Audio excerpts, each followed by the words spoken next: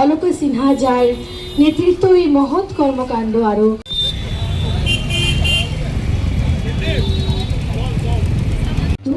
অন্য কারোর কাছে সেটাই হয়তো প্রয়োজন।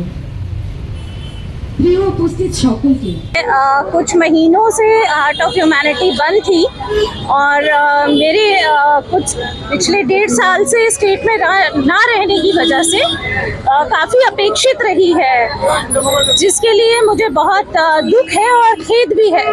आप जानते हैं कि हार्ट ऑफ ह्यूमैनिटी जो है वो মানবিকতা के लिए ह्यूमैनिटी के लिए डेडिकेटेड है। আমি সবাইকে এটাই বলতে চাই, এটা আজকে আবার আমরা রিওপেন করেছি আর মানুষের ত্রিপুরার মানুষের হাতে তুলে দিয়েছি। এখান থেকে সবার যারা যারা নিডি আছে তারার হেল্প হবে। এই হার্ট অফ হিউম্যানিটি এরকম আউটলেট প্রত্যেক স্টেটে, প্রত্যেক ত্রিপুরার প্রত্যেক জায়গায় আমরা করতে পারবো।